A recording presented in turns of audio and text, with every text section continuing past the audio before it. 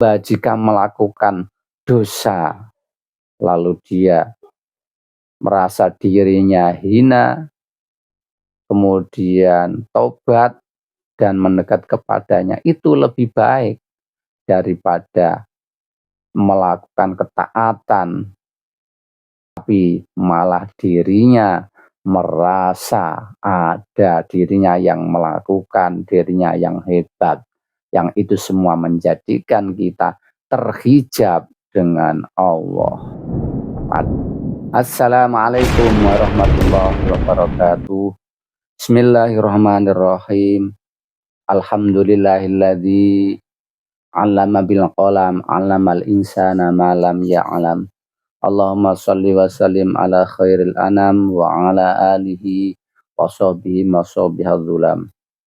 Kepada semuanya makhluk di jagat alam raya yang dirahmati Allah Subhanahu wa taala, kali ini saya akan membacakan kata mutiara hikam yang ke-105. Rubbama fatahalaka babut ta'ati wa ma fatahalaka babal qaburi. Terkadang dibukakan oleh Allah bagimu pintu ketaatan, tapi tidak dibukakan kepadamu pintu diterimanya permintaan-permintaan. Qultu la ibrata bitta'ati idza lam yashabha qabul. Musonef mengatakan bahwa taatan itu ya tidak dihitung jika tidak disamai dengan diterima. Percuma melakukan ketaatan tapi tidak diterima. Kamala ibrata bisuali haitsu la yahsulubihi ma'mulun. Sebagaimana juga ya, suatu permintaan ya tidak dihitung jika, atau suatu pertanyaan ya nggak perlu jika tidak ada jawaban. Idzi ta'atu inama hiya wasilatun limahabbatil muta. Nah, percuma jungkir-jungkir sholat tapi nggak diterima. Itu bagi orang tasawuf, dia mendahulukan supaya amalnya diterima.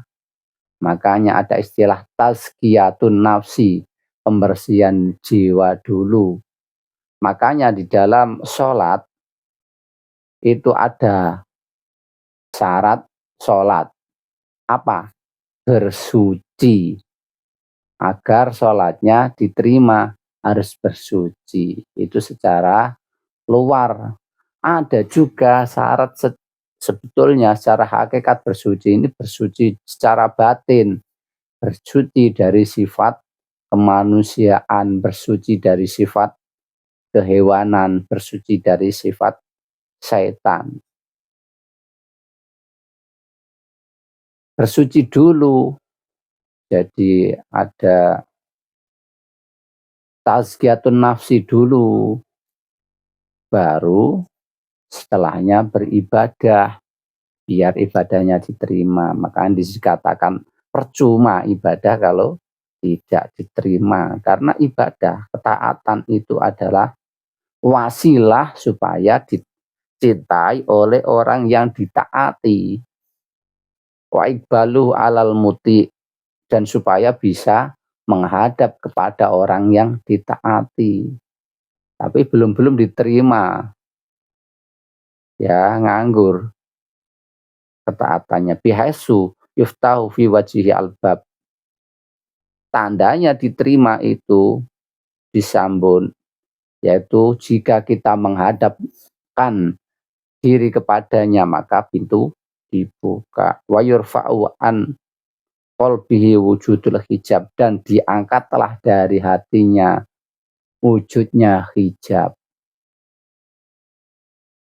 Wa yajlisuhu ala bisatil ahbab, dan lalu didudukkan Jika ini diumpamakan kerajaan, didudukkan di tempat-tempat duduk sebagaimana orang yang dicintai oleh raja.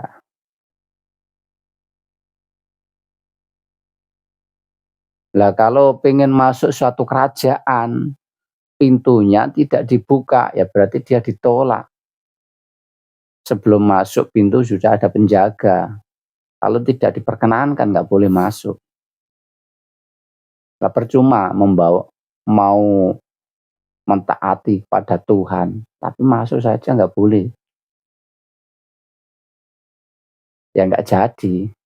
Faida futihalaka babul amal balagta wa balagta fi tahsilihi ghayatul amal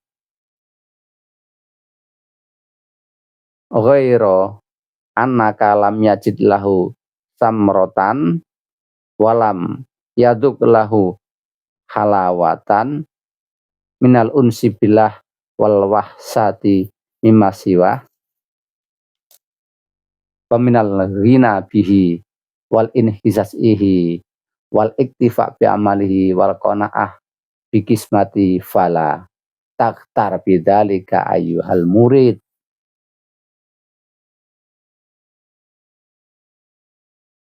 Lalu jika kita dibukakan pintu amal, kita bisa melakukan amal-amal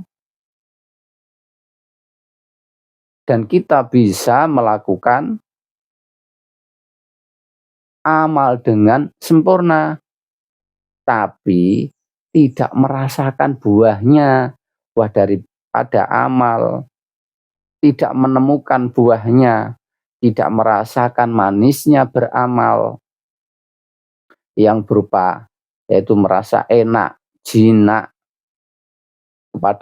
dengan beramal kepada Allah dan merasa gelisah pada selain Allah, mencukupkan diri dengan Allah dan malu kepadanya karena sudah dikasih nikmat yang banyak, kemudian kok nggak bisa beramal. Ketika beramal pun kita juga merasa rendah diri, malu. Karena sebetulnya kita beramal itu karena pertolongan Dia.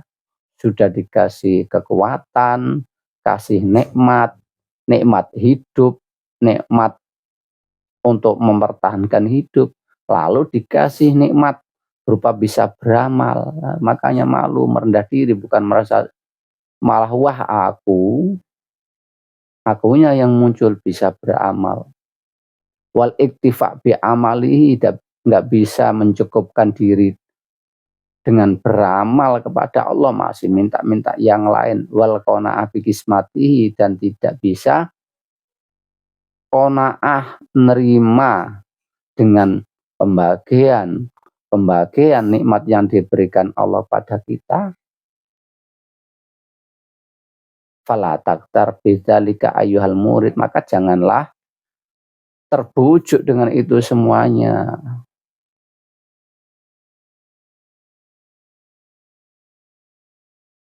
Warubama futika laka babut ta'ati wa anhadoka ila khidmatihi. Terkadang dibukakan kepada kita pintu ketaatan, kita bisa taat. Wa anhadoka ila khidmatihi, dan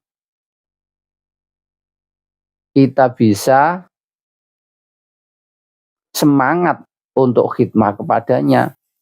Walam yuftah laka babul qabul, dan tidak dibukakan kita pintu penerimaan. Apa yang kita minta, kita berdoa tidak terima, wa man akamina biha minal wusul, dan kita dicegah sehingga tidak bisa wusul kepada Allah. Aisu i'tamata 'alaiha wa rakanta ilaha, sekira kita bergantung pada hal yang kita perlukan tersebut dan kita condong kepadanya, wa anista biha, dan kita merasa tenang dengan hal tersebut, wa as walatka halawatuha anit taroki,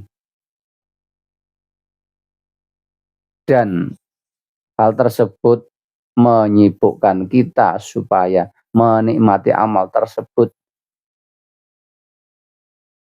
dari naik ila halawati suhudil mun'im biha, pada menikmati penyaksian zat yang memberi nikmat terhadap amal tersebut. Jadi jika kita tidak bisa mendapatkan kenikmatan dari amal,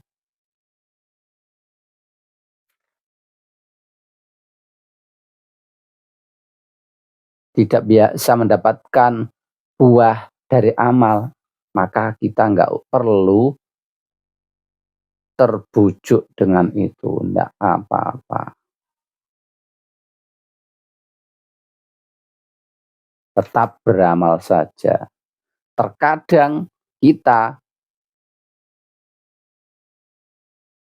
semangat bisa beramal, bisa melaksanakan sempurna, tapi permintaan kita tidak terima. Ya tetap kita beramal saja.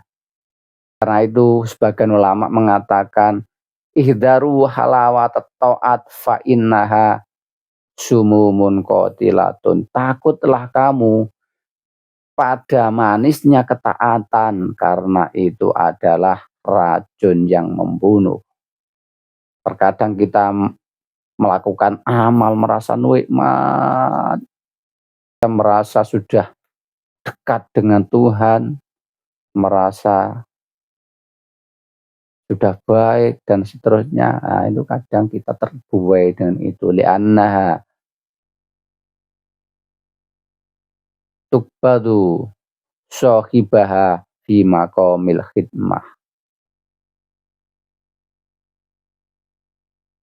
Karena dengan seperti itu kadang itu menggenggam pemiliknya dalam makom khidmah saja, wa yuhramu min maqamil mahabbah, dan terhalang naik ke makom mahabbah.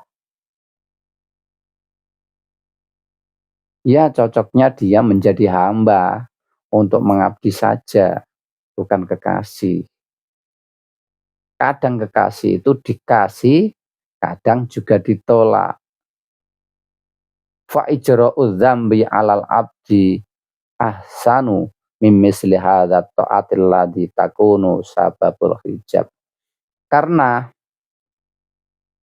seorang hamba jika melakukan dosa lalu dia merasa dirinya hina, kemudian taubat dan mendekat kepadanya, itu lebih baik daripada melakukan ketaatan tapi malah dirinya merasa ada dirinya yang melakukan, dirinya yang hebat, yang itu semua menjadikan kita terhijab dengan Allah. Padahal semuanya yang kita lakukan sebetulnya adalah hanya Allah. La ilaha illallah, tiada Tuhan kecuali Allah. Fisik kita itu sebetulnya tidak ada, hanya pancaran dari rohani. Nah, sedangkan kita, rohani kita bergantung ke Sang Maha Rohani, yaitu Allah Subhanahu wa Ta'ala. Fisik ini tidak hidup jika tidak ada roh. Roh kita siapa yang mengendalikan? Allah Subhanahu wa Ta'ala. Maka dari itu sebetulnya fisik ini melakukan segala sesuatu karena ada roh itu. Roh itu melakukan sesuatu ya dikehendaki oleh Allah Subhanahu wa Ta'ala. Berarti sebetulnya apa yang kita lakukan itu adalah kehendak Allah Subhanahu wa taala, maka kita sebaiknya tidak merasa diri kita lah yang melakukan, tapi kita sandarkan semuanya kepada Allah Subhanahu wa taala. Demikian, semoga bermanfaat. Wallahul hadi ila sabili rasyad. Assalamualaikum warahmatullahi wabarakatuh.